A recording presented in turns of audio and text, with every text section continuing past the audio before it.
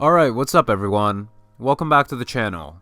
I'm Tokenicer, and I'm here to bring you guys in-depth news, analysis, and insights from the digital asset space, along with covering the progressive tokenization of the world. And if you haven't already, be sure to check out tokenicer.network for all my content platforms in one spot. From my Twitter threads, Medium articles, Spotify podcasts, and much more. And as always, they'll be right down in the description below. So in today's episode, we with the opportunity to sit down and have a chat with Rachid Ajaja, the CEO and founder of AllianceBlock. As you guys know, we're pretty big fans of AllianceBlock around here. And well, I've personally been listening to podcasts and discussions with Rachid for a little over a year now. So having him actually come onto my personal podcast and share some really interesting alpha about the progression of AllianceBlock was really like a dream come true to me. And if you're not familiar with AllianceBlock yet, I'll link the introduction we did earlier this year right up here so that you can familiarize yourself with the project before coming right back. So we discussed a variety of things, ranging from some of the more current updates on what AllianceBlock has done over the bear market, such as their work with Plug and Play in collaborating with huge names like Visa, Frank Templeton, and INX, their recent spot at INATBA, all the way to some of the groundwork they've done earlier on, like their collaborations with the London Stock Exchange and Quant Network. I was super excited to get to talk with Rachid, and I'm even more excited to share everything we discussed with you guys. And before we start, I just gotta remind everyone real quick that neither me nor my guests are financial advisors, and therefore, please don't take anything we say as any form of financial or investment advice. But without further ado, let's get right into it.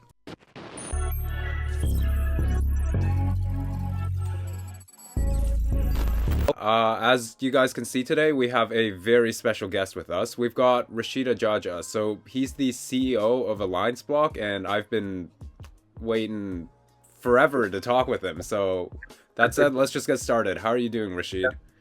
Everything is very, very good. So thank you very much for the invite. I'm really excited to be here, to be honest. Yeah, so that's really cool. Of course, man. It's an honor to have you on. So just to get started, do you want to just update us and, maybe drop some hints of alpha about what's been going on with AllianceBlock throughout this bear market? Yeah, absolutely. So I actually like this period. You should remember me really when we started in 2018. So we started exactly around like July 2018 when we started to pitch AllianceBlock to the community, because it was like completely funded by the community. Like back then, so no VCs. And then we started to build, and like just when we wanted to have some money, Ethereum dropped. I remember from 470 to 145. So and the bear market started. So I think this this was the period where we started really, like I would say, starting to build, and we have done lot of mistakes as entrepreneur, and actually we learned a lot from these mistakes. And because of this learning curve, we had the bull market, of course, where we started to build all the product suite that we have now. But specifically now that we are still on the bear market, I do believe that building is the most important, and we know how to do it well, and we have been doing actually. So we have been actually with Matthias very active on the community, on the Telegram chat. However, the last few weeks, I would say 2-3 months, not very active, because we are building a lot, and this period is coming where we will start to release. And I would say, like, if I do like step back, so AllianceBlock is not the easy project where it's easy to understand, and I know this, and we have been doing like a lot of criticism.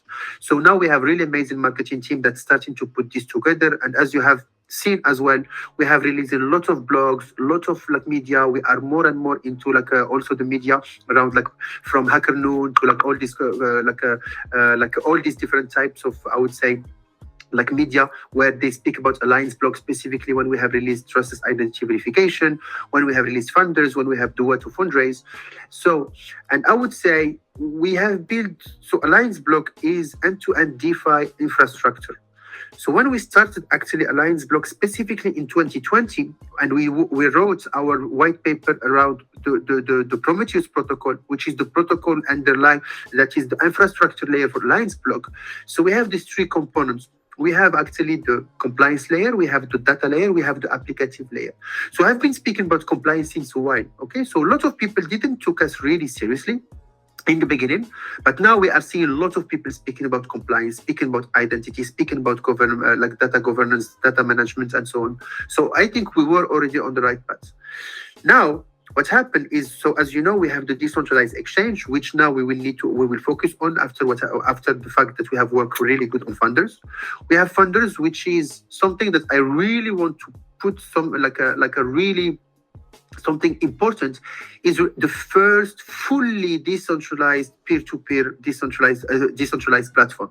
So there are a lot of launchpad, and sometimes people tell us, okay, so is funders just another launchpad? Yes, it is launchpad, but much more than that, because one, it is fully decentralized. Two, people have the self-custody.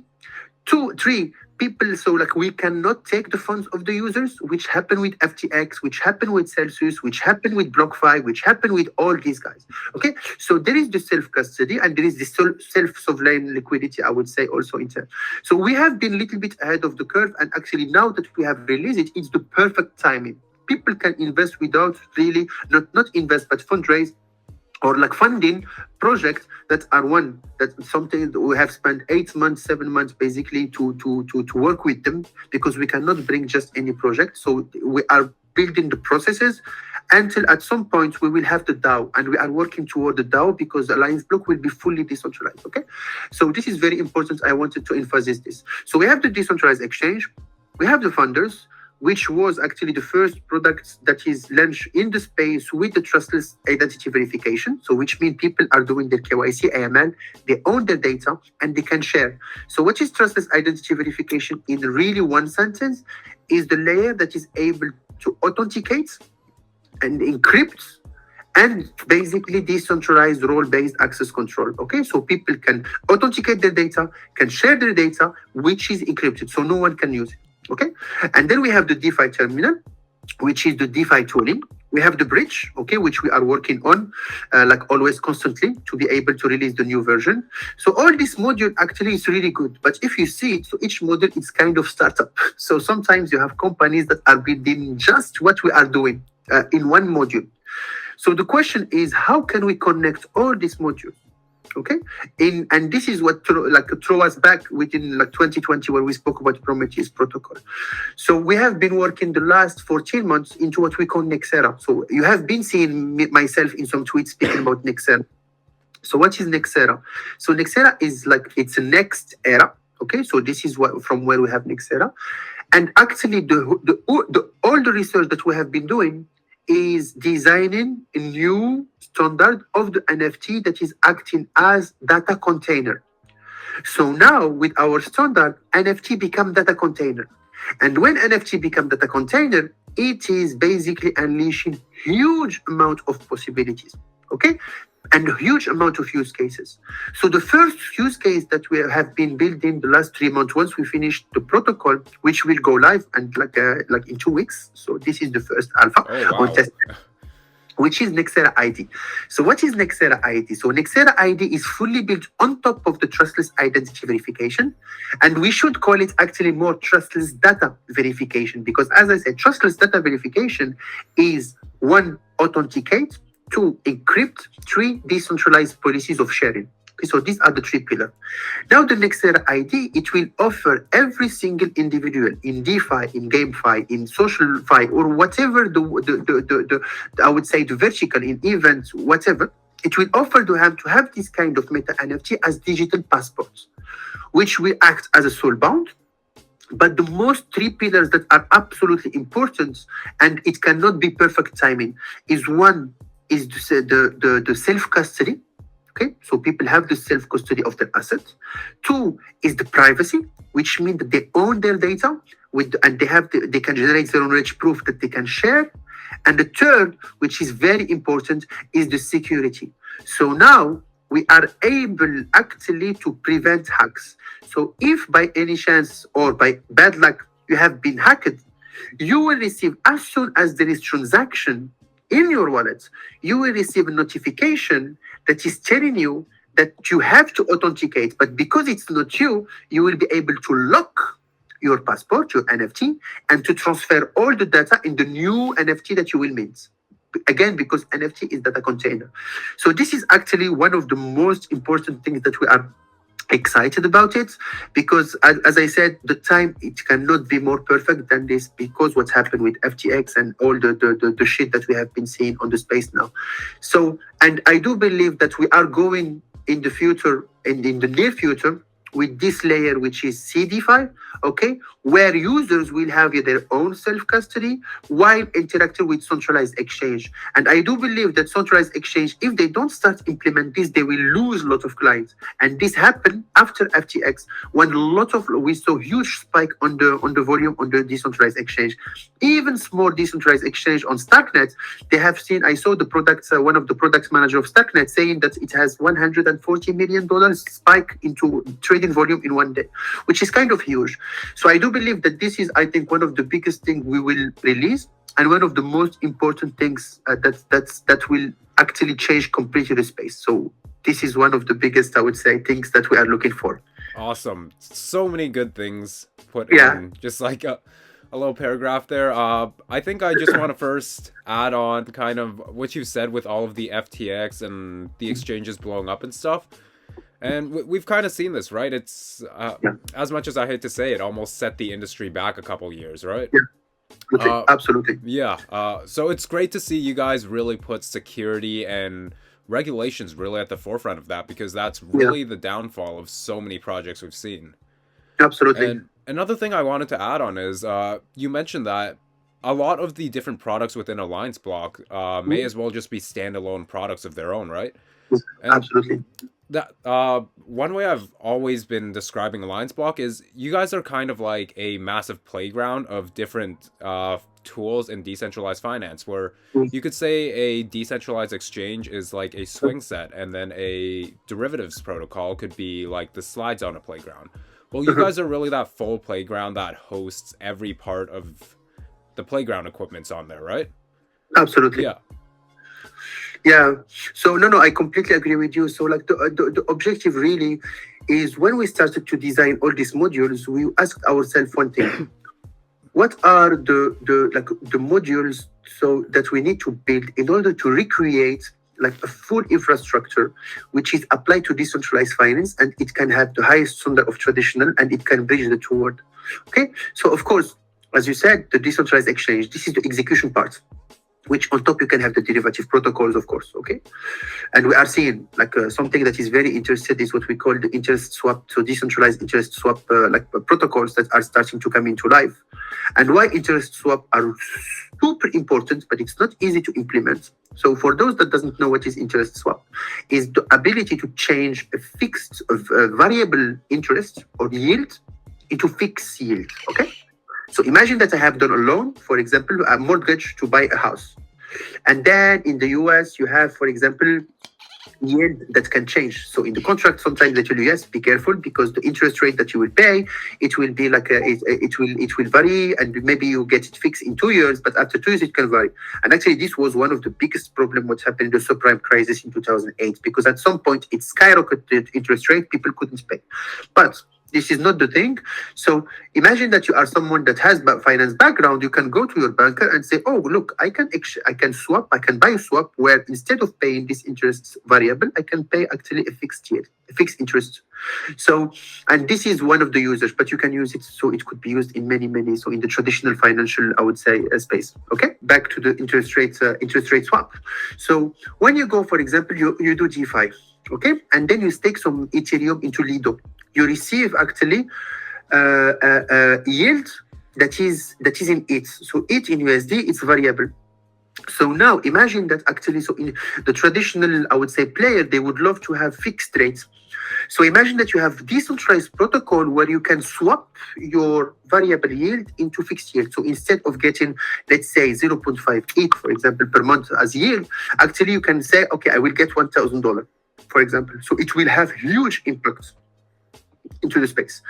So this is actually where we will see the next generation of all derivatives and all in the market.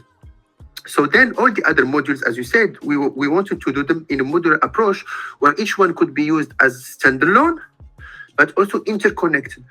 because you can see someone has like he will get some funding on funders. So yeah, so just to maybe rewind a little bit, so we said what are the modules to be able to build complete decentralized financial infrastructure. Okay, so you need the execution, you need the funding. So in traditional finance, we call it project financing. Okay, so in corporate finance. Okay, so you need, of course, because we are in decentralized space, you need bridge. Okay, so this is for interoperability. And one of the things that maybe people didn't really check it is that like we are building our like teleport. So teleport is more than just bridge, because you can actually bridge the data and the metadata, which means that if you have NFT that evolve into one chain, you are able to replicate the evolving on another chain, because you are actually bridging the data and metadata.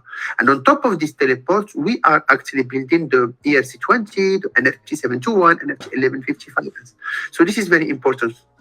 And of course, like in order to make it easy for project to be able to leverage DeFi, we have this DeFi terminal which acts as a middleware with all the tooling that anyone can use. Okay, so and of course you need to have the identity. So and you see like how everything actually, so from the identity to the authentication encryption, to the funding, to the decentralized exchange for execution, to the DeFi tooling to be able to do liquidity mining, farming, strategy, single-sided liquidity provisioning. So you see that actually we have all the end-to-end journey. Okay, so and the question is why we haven't just used others. The problem is in this, it's nascent industry. And because it's nascent, if you start using third parties, what happens if the company failed? What happens if the company got hacked? We are fucked. I'm sorry about the term. So we had to do a choice to build all this module ourselves, which means that we have the control, not the control as a centralized way of control, but the control that if something happens, at least we can act, or our DAO later on can act. So this is why we choose to be able to have them. So this is the suite of product and why we have been building it and why we want to build this. So basically you have everything. Okay, so not everything, but you have all the building block for a real decentralized finance. So we see ourselves in the future with the compliance part really as a layer where everyone can build. So the missing things that we don't have now is proper documentation, is to have all the SDK, because this is when all the builders, because we are infrastructure layer, yes, we have our product, but we want to be an infrastructure layer, which means that anyone, thanks to the SDK, without any knowledge of the smart contracts or Solidity or Cairo or Starknet or whatever, okay, they are able to build on top of us. And this is where we will thrive, and this is where we will have huge ecosystem of builders. Because as you know, like so if you take successful projects, I would say on the decentralized space, and this is my own view, I would say the top project, top maybe 300 or whatever, they have a very good community, they have a good team, and they have a good marketing and products release. So they need to have product, you need to have marketing, and you need to have community. Otherwise, it's dead. But the fourth component that we still are working on, and this is what makes the difference between top 300, 400 or whatever with the top 50, is a core developer community. And this is once you launch your SDK, and then when you have the documentation which need to be clear, this is where we will start having the builders. And once you have the builders, I think we have the four components to become successful. For sure, that's all really exciting, and I completely agree on those points. You kind of need every component within that community to really build the project out to its full potential. And exactly. I really like how you put that idea, or not that idea, but that statement of if you rely on these other third parties and they fall, you guys are fucked, right? So you guys had to put the work in and build it on your own. And we've kind of this goes back to the whole kind of corruption and everything going on in the crypto markets lately, where we kind of saw where it was just one big Ponzi circle where exchange A was lending to exchange B, and then exchange B was so we can see how ugly that gets. So major props to you guys for actually, building out your own infrastructure. And just flipping the script a bit, I am very curious to hear about kind of the connections you guys have made over this bear market. So for example, a lot of us have seen the work you guys have done with the Silicon Valley plug and play with guys like Visa, Frank Templeton, INX. Do you want to just speak a bit about that? Absolutely. So plug and play, actually, it was in the work for more than 1.5 years. Okay, so this is absolutely important, because for us, we are very proud to become one of the corporate partners of plug and play. Plug and play, for those that doesn't know, it's more than 30,000 startups that has been raised money from them with their corporate partners. It's more than 30 locations within the world. So they are even in Africa, they are in Europe, they are in the US, of course, and Canada and all other stuff. They have huge, and amazing big corporates. So we are really proud to become one of the corporate partners. Now, there is this crypto. This crypto vertical. So because they want to attract more crypto companies, that they will be able actually to. So the business model of plug and play is really amazing because it's not just a incubator or accelerator where they tell to project, come, we take 7%, we help you, you do program, and then you go, you raise money. No, what they do, they select startup. Okay, and then they will connect them with corporate partners to do proof of concept. Okay, and if the partners are happy with the project, they see utility for them, then plug and play and the other corporate partners, they will be able to invest. So for us, is a complete win-win because one, we are able to meet as much startup as possible from the Web2 space and Web3 space. We will be able actually to promote our infrastructure, so they will be able to build on top of it. So from healthcare to fintech to DeFi to whatever, I would say, because anyone can use part of our infrastructure or of all of it. So this is very important. So this is the point where we will be able actually to expand the user base or the builders from our infrastructure from this startup. So this is really important that people need to know. So, and this is actually, it gives us a huge potential of meeting the best startup. And there are a lot of startups that went through plug and play, that they are unicorn, multi-billion companies or 100 million valuation. Okay, I'm speaking about the equity world, actually, not even the tokens. Okay, and then the second part is the potential of meeting all these big corporates. Okay, so from Visa to US Bank and we are starting to meet. So I have amazing BD team that has been actually at the latest moment at Silicon Valley, so there, and they have met really good players that we are now trying to find. So for example, we have big names that tell us, okay, we want to enter DeFi. Okay, so can you explain us what is DeFi and how can we enter? Okay, so but be careful because we need to have the compliance layer. This is perfect because this is what we are working on. So I would say, to summarize, plug and play for us is huge because on one side we are able to promote our technology and build proof of concept for this startup, which can later on come to funders, which means that people can also benefit from them because they are good startup and they can get good funding. On the other side is the possibility to meet these big corporates that we can work together hand in hand to introduce them to the DeFi space and how can they leverage this. And for us is really our narrative to bridge traditional finance to decentralized finance. So these are the two big components. Yeah, for sure. I really love how you put that. You kind of mentioned the kind of smaller microeconomic aspect of that, in where other smaller and medium enterprises can benefit from this and even join the funders program. But it also benefits you guys, of course, to where you guys get to work with guys like Visa, where they're the biggest card company out there in the world, right? So exactly. Yeah. So just major props to kind of the work you guys have done over the bear market. And it's not just that either, right?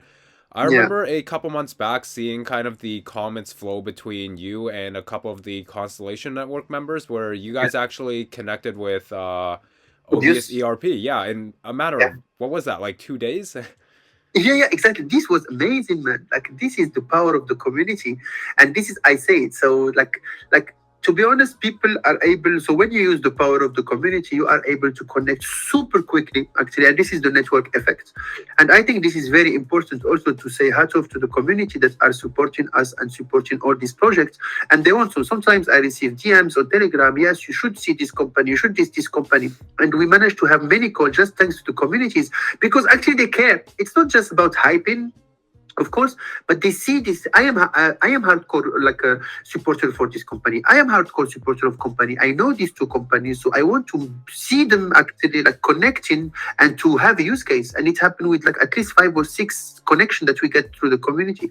And I think this is really important to us. And please, guys, don't hesitate, because this is also what makes us develop and having more use cases, of course. Yeah, I think that's amazing, just seeing kind of the open-mindedness you have along with a lot of other kind of builders in this space. And of course there are ones where they kind of think their own project's the best and they're like, oh, we don't need to partner with anyone. But I think it's so great to see kind of the openness to collaborate and everything, because it's still so early in kind of this industry of not just decentralized finance, but Yes, blockchain and DLT overall, where we really should be putting the best minds all together to really build out these best solutions. absolutely. And I think like I always speak about competition rather than competition. So competition is very, very important. It's basically about collaboration. So even if you compete with someone, the space is so large that you are able actually to find ways to collaborate together. This is very, and for us, it's very important as infrastructure layer to get as much use case as possible, okay, or even to use others to build specifically if it's on top of our infrastructure, of course. So that's really important. So yeah, so always competition rather than competition. I love how you put that. Yeah, Yeah, competition, is that what you said? yeah, Competition. competition. Yeah, Yeah. because yeah, with how robust these blockchain networks are, like, there could be direct competitors, but that's not to say there can also be a ton of room for collaboration behind those scenes. Exactly, 100%. Yeah. And now, just kind of changing the script a little more, going back in time a bit, we know you guys have a partnership with the London Stock Exchange that's actually Yeah, leveraging Quant's Overledger. I'm really yeah. curious on kind of the progress of that and how that's been going about over, let's say, maybe the past year or so. Yeah, absolutely. So London Stock Exchange, we have speaking with them lots, and now that we are basically like really in the last phases of releasing the product that we really working on, this is where we will start the communication with them to start actually leveraging our technology. So we will come back to them. So this is why I'm really excited about the next 2 3 weeks, where we will release at least the testnet.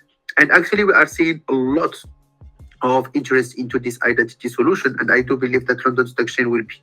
Now, Quant Network, so I have been like one of the first, like I would say, the second on their Telegram. So I respect a lot Gilbert and all the teams. They have been doing absolute amazing job.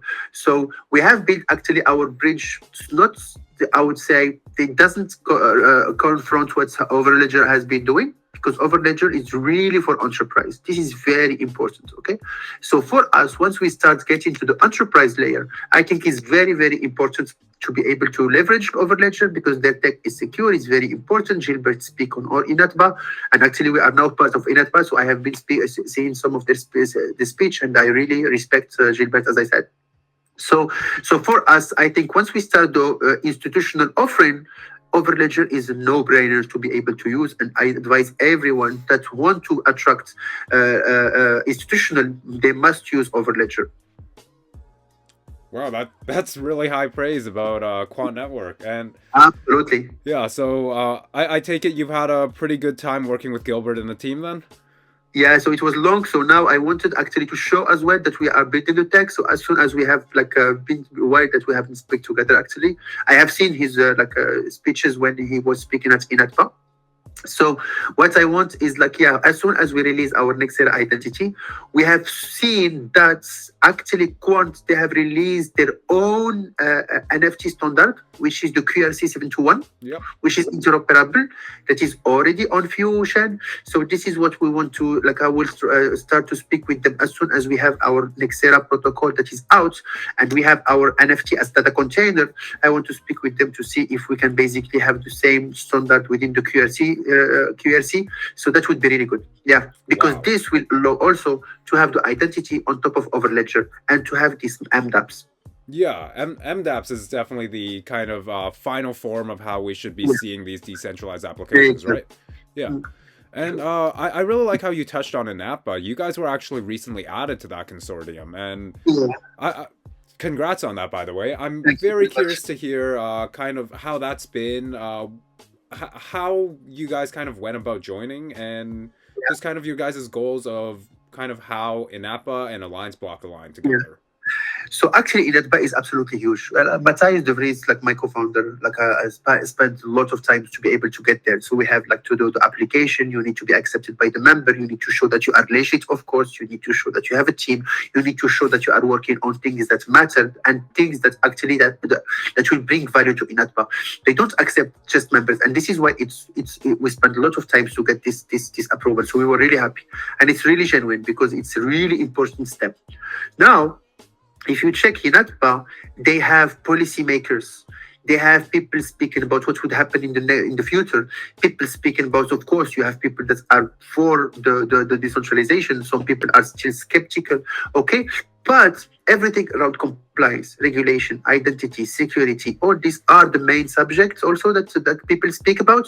And this is Matthias has done a talk there. So we have also like new legal counsel that is Ivona that is doing amazing job on this.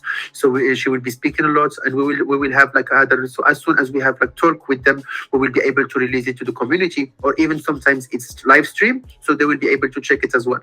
So I do believe so. This is really good step for us, and to be able not only to learn from them, but also why not participate in the future policies? Which because the problem with compliance and regulation is either everyone gives his data, and this is not good because you will lose a lot of people that are decentralized maximalists, or you are full anonymity, and this is also not good. So we want to stay in the middle. So how can you bring policies that is leveraging decentralized technology in order for the users to be able to be authenticated, but they own their data, and they are able in permissionless way to access to this compliant DeFi. Okay, so this is exactly what is our focus now, and this is where we are going anyway with the MiCA regulation, the FATF rules, and so on and so forth.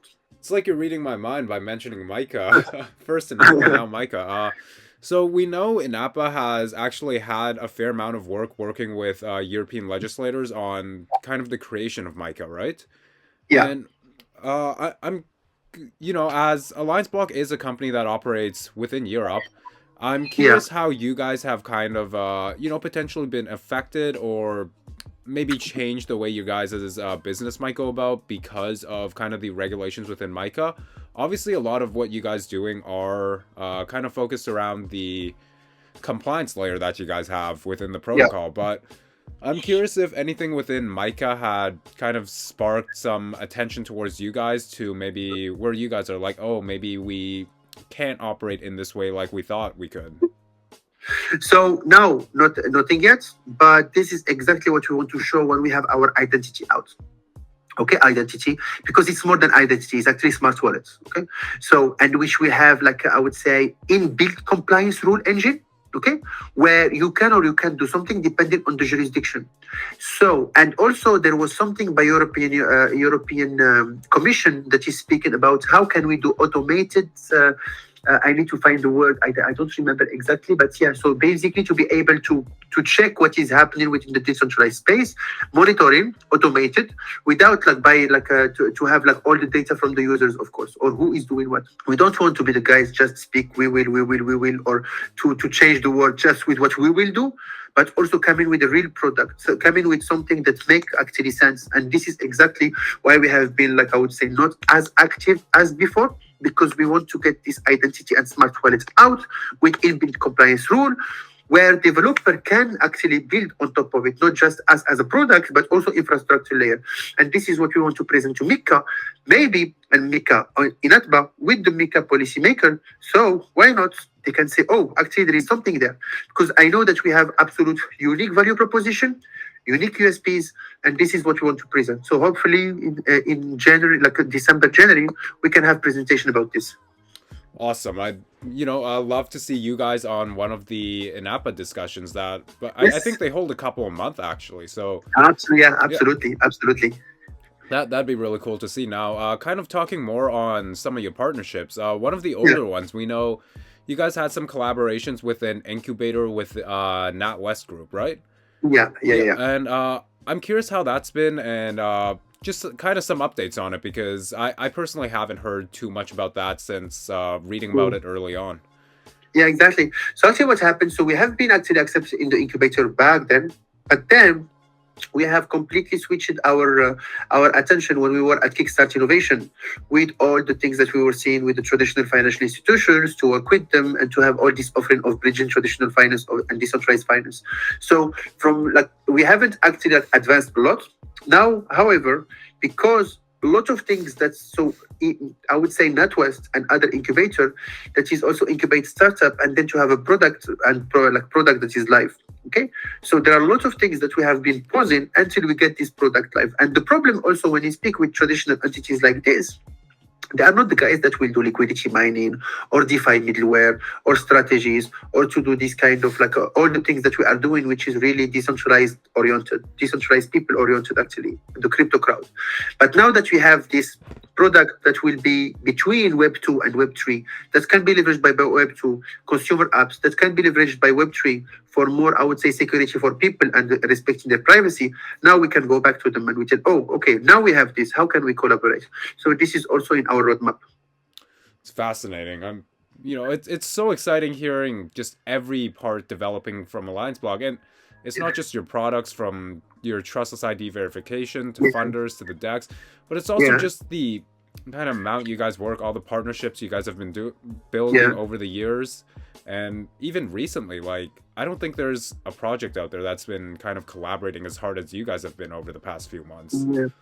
Yeah, absolutely. It's very, very important, I think, to show the collaboration now, something that is very important. We have done many partnerships, okay? But now we will go into the period where we will come back to this partnership and start to leverage, because we have been saying that we will do this with this one, this with this one, this with this one. So we have a huge pipeline that will come back. For example, we did Flare.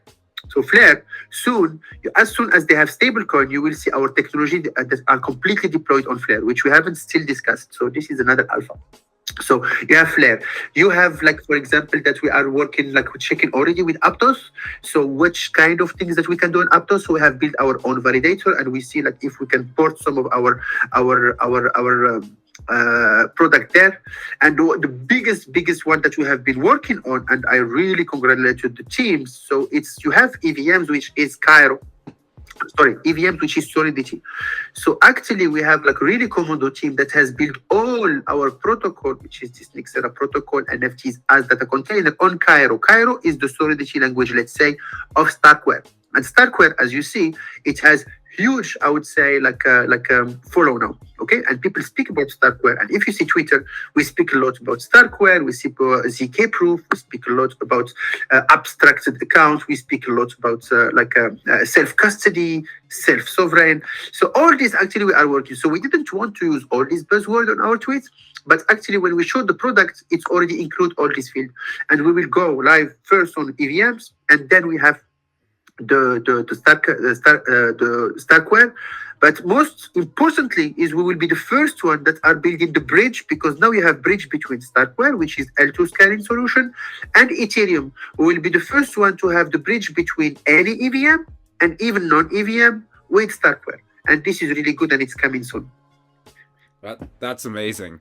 So I think one other really cool thing to see, beyond just having so many partnerships, is the different ecosystems that you partner in. Because a lot of projects just partner, you know, within their own ecosystem, where if it's a, let's say, Avalanche-based project, they mainly collaborate with Avalanche projects. But you guys are really kind of agnostic to whatever ecosystem there is. So we know you guys, as mentioned, have partnerships with Flare, with Quant. But then you guys also kind of switch it up a bit with things like your plethora of oracles in Chainlink, DIA, etc. And then you guys even have the whole energy web system added in there, which is actually a project I've just started looking into, and I'm fascinated with kind of they have such a unique initiative of kind of restructuring the energy grid. Yeah, absolutely. Yeah. So I think this is really correct, and also something that I have spoken about it, but not many have really checked it really deeply, is Polkadot. So I am firm believer on Polkadot. I am firm believer on Ink. That is basically the smart contract based, like code base on the parashells. Okay, so still nascent, of course, but we have been actually working a lot with the Ink, and we will be the first one to release end-to-end big project fully decentralized on top of Ink. This is why we have our collaboration with Big Network, and Big Network is economy of things, which is absolutely huge what they are doing. They have collaboration with Volkswagen, Mercedes, Audi. They have built in these kind of huge companies building on top of them to do decentralized charging. It's absolutely amazing. Which brings me as well to Energy Web. Energy Web, for example, tomorrow with our peer-to-peer funding, you will be able, and NFT as data container, we don't forget this as important, you will be able to generate energy, solar energy, to put it into NFTs, to be able to actually put it as collateral, to be to borrow against it. So this will bring a lot of financing opportunities for small people that are generating energy. So this is really good. You can create bonds, you can do even like in what we call the Sharia compliant, because in the Middle East they don't do lending, but they do what we call sukuk. So instead of borrowing from someone, actually you are buying part of the asset, and instead of interest rates, what you are getting actually a return of the profit that this asset has done. So this is very important. There are billions of dollars that are there sitting because they don't want to do just lending protocol. So this is something we are thinking of. Okay, so and I was speaking with Polkadot, with Peak, with all the we spoke with A-Star. We have been collaborating with Super Colony as well, that have been doing a lot of job on Polkadot, because they have been building this open brush, which is kind of open Zeppelin of the ink, which is of ink, like a smart contract code, which is really important. So yeah, so we are agnostic, and it's not just we want to be agnostic because we are building a bridge between EVMs or non-EVMs, but we are there because we build also within on this chain with their own smart contract code and to deploy on them. And then we have the bridge to be able to connect all these different chain and different ecosystems. For sure, yeah. I just think it's really fascinating how, beyond just with Energy Web talking about everyone being an energy supplier, you guys are kind of taking that to another level to where you're kind of financing that, if that makes sense, right? Yeah, to Yeah, where absolutely. yeah. And this is important because now so this is why also decentralized technology is so fascinating, and it's really the future. So we like it or not, because it's completely delete the middleman. So people that are maybe in Djibouti, or that maybe they are in small poor countries, that they are absolutely not access to funding opportunity from banks, they are able actually to access opportunities from this decentralized finance, from lending borrowing protocols, from peer-to-peer actually lending as well. So all this is very important, and you are able to do something and to be able to get financing. So this is very important, of course, based on reputation, based on the things that your profile that you will be able to build within the ecosystem or within the platform. So yeah, it's very, very important indeed. I completely agree.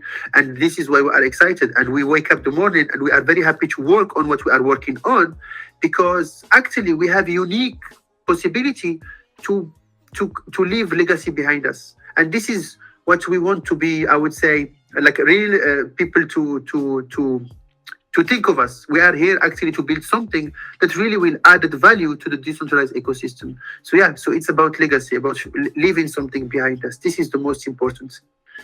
That's a beautiful way to put it. You're not here to build for the fame or the money or anything, but it's to leave a legacy, to leave, your own stamp behind. Absolutely. That would be, so if we manage to do this, I can die completely. And I would be happy. Well, we can't have you going anytime soon yet. Yeah, I hope. Still shit ton of things to be able to build. For sure, yeah.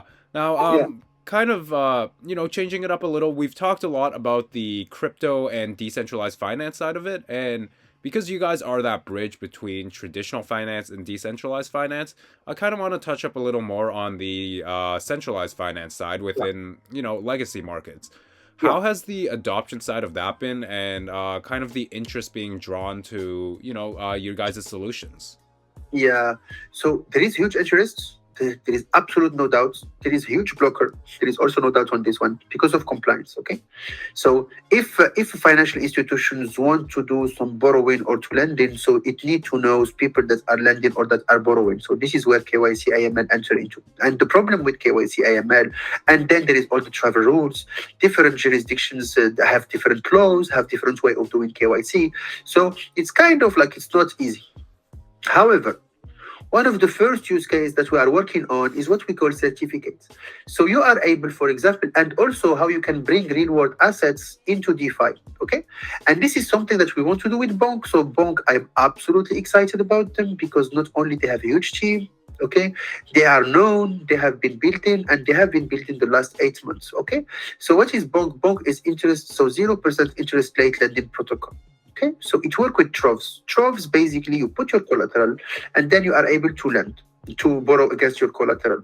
Of course, you will have like we are like lately the lending protocol, they are not have like a really big, I would say, fame about what is happening of all the liquidation ratio basically, but what they are doing is it will be dynamic. So depending on how the I would say the if we are in good condition, if we are in bad condition, the loan to value, it will change. But now if you take bank, it is able actually to you are able to borrow against collateral. So if you take other lending protocol, you are able actually to do it like via staked ETH or DAI or USDC or whatever.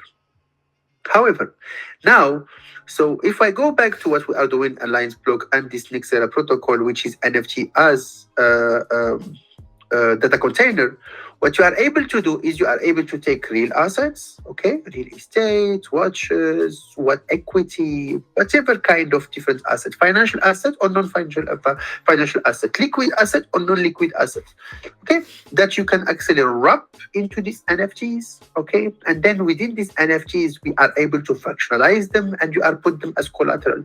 So which means we will be the bridge about real world assets, which we call RWA, and the DeFi. So which means that you are able to borrow against your real assets, which is really cool. And this has huge possibilities for the traditional financial like sector. Now, if you are financial institution and you don't want to have token, okay, so how do you do? So we are able actually, so we have built our issuance platform, so which is based on certificate. So what is certificate? Certificate is just a financial instrument that is basically, let's say, Vontobel 2017 or 2016, they have done the first certificate that wrap your Bitcoin. So certificate is paper, okay, financial instrument that is actually tracking the value of Bitcoin. Okay, so this is, we call them tracker certificates. And then you have what we call active managed certificates, which you can have strategy. So I want to have Bitcoin and Ethereum, and if Bitcoin go lower than this, I want to take some money and buy into this. So it can become strategies, okay? Which is perfect for the DeFi. So now we are able, so as soon as all the setup is done, but we have all the issuance platform, so we are able actually to tell you that you are able to have certificate that represent DeFi strategies or that represent tokens or that represent digital assets or basket or whatever. And then people are able to invest into the certificate with fiat and underlying. So when you invest, we receive the fiat, we have the on-off wrapper, and then we are able actually to take this money, go into the decentralized way to buy the tokens, buy if it's strategy, if it's whatever, okay, and then it gets some return, and the return go in fiat to this financial institution or to these people that are buying the certificate or high net worth individual or whatever. So this is actually the way to be able to do this, okay, to bring this traditional into. So you start with this kind of certificates, but then we have lots of like solution now in terms of custody solutions. So you have Fireblock, you have Copper, you have Metaco, all these guys, okay, where it will make easy for people to have their custody, okay. So and then you are able to use this money to go to DeFi. So Fireblocks, for example, they are starting to go to DeFi. So we want to be able to use to have like people even with so integrate Fireblocks. So you have your account with Fireblocks, which is custody, and then you are able actually to use your money into DeFi through our infrastructure. So this is the way where we are going.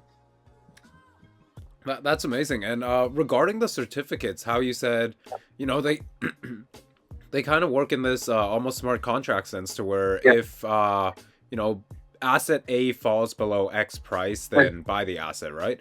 And exactly. You said they could almost work in a basket of assets. You can do it whatever, because certificate is just a financial representation of something. Okay, so it could be equity, FX, whatever you want. Okay, but it could be also underlying digital assets. But underlying digital asset because you buy certificate. So imagine that you buy certificate for an index that need to be rebalanced, or a DeFi strategy. Let's say, okay, so you have $1,000. This $1,000 you will buy some ETH, you take some ETH, you will stake it into Lido, you receive some staked ETH, you go to staked ETH, maybe you can go to have it as collateral to be able to have some USDC, and then you can take this USDC and you can farm it, for example, in Compound. Okay, so this is really simple strategy. Okay, so then and you see, okay, so like if for example the Ethereum is going down there, and but the problem is if you buy Ethereum, you have a volatility risk, which means that if the price of Ethereum goes down, okay, so you risk to be completely like liquidated. So what you do, you can go to gmx.io, which is decentralized perpetual swap on average. Okay, so then you can short Ethereum. Okay, and by shorting Ethereum, so if Ethereum go down, you are making some money. This money can go to the trough where you have put some ETH or whatever, and then you are able actually to not be liquidated. So this is kind of strategy. So now you need to have automatic execution, which we are building. So you don't need to do all transaction by yourself. But now when you do this, okay, you can represent all this strategy within certificate. So you buy this certificate, you put your $1,000. That's it. You put it in fiat, and then the money will go to this kind of vaults, and these vaults will completely execute this strategy. Okay, so you are buying a strategy via certificates. I love that, and I love how you mentioned the fiat aspect of it, because one thing I really look for when, like, as a researcher, is projects that kind of have this seamless fiat to crypto conversion, because especially when you're working with big financial institutions, they're probably not going to want to be dealing with transactions based in, you know, crypto tokens that are at a 80 volatility level, right? Which one? So what is the question? Oh, no. I was just saying, regarding the certificates, how they can execute in a fiat sense. Yeah. That's something I really look for regarding projects that do have a seamless fiat Absolutely. to DLT conversion, because when you're a big institution, you're not going to want to deal with crypto transactions that are, well, transactions that are based in crypto whatsoever, right? You're going to want to do them in the fiat sense that you've been doing for probably the past decade, or Absolutely. more than a decade, but... This is 100% I agree with you, and this is really well said, to be honest. And also, this is why we have our partnership with OnRamper, because OnRamper, this is what they are doing as well. So you have the on-off ramp with them, and then we are able actually to make people like having to participate into the DeFi just with paying with their credit card or with debit card, and this is where we are going as well. Yeah. And you need this for adoption. So how many people they wanted just to use Uniswap, but then, oh, you need to have non-custodial wallet. Oh, you need to have like compatible with Uniswap or with 1inch. Oh, you need some Ethereum to be able to pay some gas. So, oh, damn. So you need to go to Binance to send some Ethereum. So it's really complex. So for us, it's kind of easy because we have been doing this since a while. Imagine someone interested into the space and then puff, he see all these things. It's very complicated for the adoption, man. And this is what we have spoken actually with King Solomon in the last Twitter space, which was actually really good, is that, yes, people basically, like, why people are going to FTX, why people are going to Coinbase, why people are going to Binance, because actually it's easy. Okay, so now, and we say, so it's our role as like entrepreneur building on decentralized space to focus on adoption, to focus on the UX UI, to focus on the easy way of navigating this muddy water of the decentralized space. And this is where we can get these people coming to this decentralized space. And then we don't see this problem happening with FTX and all these guys that have been using the money of people behind their back. And well, you know, FTX, he had bought $100 million for this family. He have been so yeah, so just imagine. And this is why, unfortunately, because of people like this, that there is regulation that goes, and then it can take some of the privacy of people, and we don't want this. For sure, yeah. I think you did a great job with kind of tying all that back to the whole FTX and everything, and honestly, I feel like this would be a great way to kind of close off the interview and transition to kind of my last stage of it, which I usually close off my interviews with a quick, just 5 rapid-fire questions that aren't so crypto related, if that's okay with you. Yeah. So, all right, first off, what's your favorite food? Favorite food is really good. I would say a good beef tagine from Morocco. I miss it. Beef tagine? Okay. Yeah. All right. Next up, aside from building AllianceBlock and kind of managing everything with CDFi, what do you enjoy doing? Just within your leisure time. Yeah, this is very good question. So to be completely honest, I really enjoy to think. So this is like, how can we solve problems that have? So actually, there is something that is very important to me. And I have shared this in one tweet. So and this is something that was done by Ford, and also like that Steve Jobs has said, if you ask people what they want just faster horse. I was just quoting what they said. And really, really, really, so like what we're doing with Matthias, and like always like thinking, because what can we do that is not yet the time, but people will need it. So we have been speaking actually about compliance since a while, and we have been speaking about these topics that now they will be like actually become like a become one of the core, I would say, principle that will make adoption.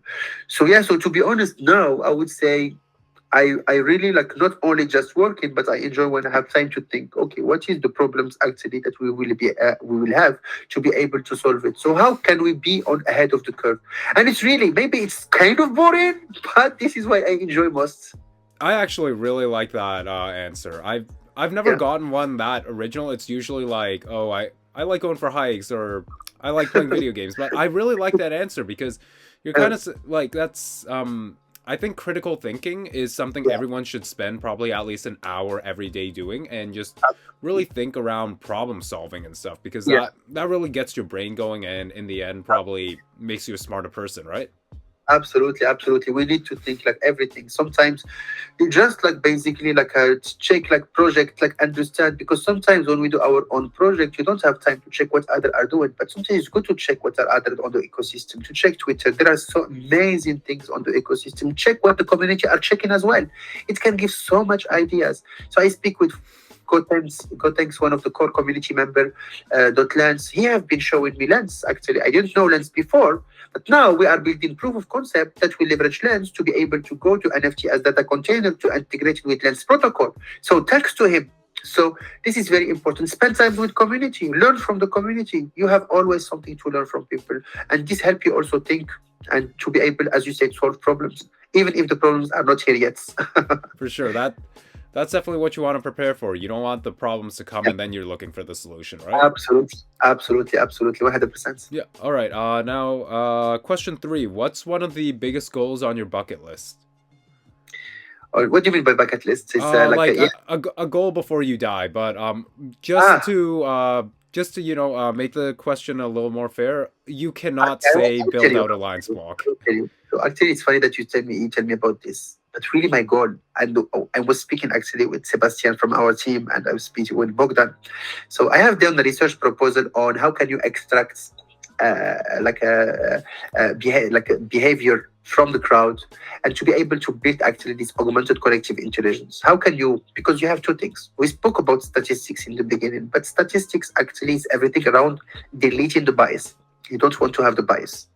Collective intelligence is how can you leverage the bias, because people are overestimating, people are underestimating. Then with this, it can give you the right estimate. Okay, so this is why you have two things. You have the AI, okay, and then you have the collective intelligence, artificial intelligence and collective intelligence. I do believe in the wisdom of crowd.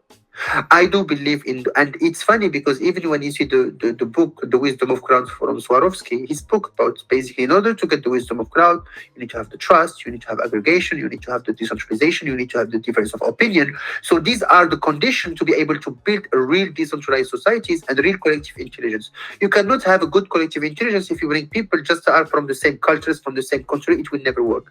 And this is why decentralization is very good.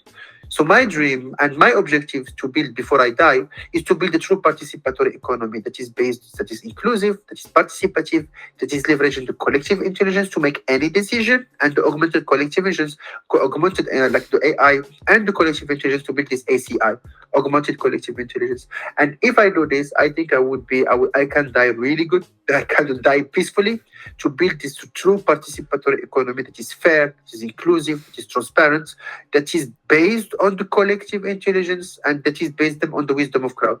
And if we do this, I think, yeah, I can die peacefully. That's an amazing answer, and I think that really goes to show just how much time you spend thinking. Because most times I ask people that they say something much smaller scale. It's usually like, oh, I want to go skydiving once, or I want to go bungee jumping. But you're thinking much bigger than that, hey? Yeah. Okay. Final question. If you could live anywhere in the world, where would that be? Oh man, I told my wife, but she hated me. I would love to live in Alaska. I don't know why. Alaska? Yeah. Oh wow. Okay. I love when it's cold. To be honest, even if I'm from Morocco, but I don't like I would say like a lot of sun. Okay, but yeah, I don't know. I was actually telling my wife this. I thought I would love to see Alaska. She looked at me with like really this assassin eyes. What are you saying? So you're a fan of the cold, hey? Yeah. All right. Maybe actually 1 week, but I don't know. Yeah, I was thinking about this actually a few days ago. Yeah. You got to come visit Canada sometime. We've got Yeah, a fair amount of snow here. I think you'd like Absolutely, I it. would love to. I would love to. And by the way, Canada, they have one of the most amazing brains in AI. You are so ahead of the in the world in terms of AI, in terms of computer science as well. So yeah, so I would love to do collaboration there, and I would love to come to Canada. Awesome. I'm welcoming you with open arms anytime. But Rachid, I just wanted to say thanks so much again for coming on for an interview and dropping all this alpha about what's happened with AllianceBlock lately. And I look forward to having you on again in the near future. Absolutely, and thank you very much for being patient with me. Thank you very much. I really loved the quality question that you have asked. Really, the interest that you have for AllianceBlock, the way that you interact with the community, the way that you are so humble. I'm really proud to be here. To be completely honest, so thank you very, very much, my friend, to be here, to invite me. Likewise, thank you. Yeah. So there you guys have it. It was an honor getting to chat with Rachid, and from the hundreds of hours I've spent listening to videos and podcasts with him, it was really cool to actually get to talk with him and have that two-way connection. I learned so much from this discussion on things like how operations are carried out in the world of finance, the inefficiencies in the legacy world, and of course just how robust AllianceBlock's operations are with their plethora of products. I'm wishing them the best of luck in continuing to develop through this bear market, though it doesn't seem like they'll need any with how hard these guys are working. But anyways guys, that's about all we've got for this episode. As usual, I hope everyone got some great value out of it, whatever it may be. And until next time everyone, be sure to stay safe and keep learning. I'll catch you guys next time. Peace.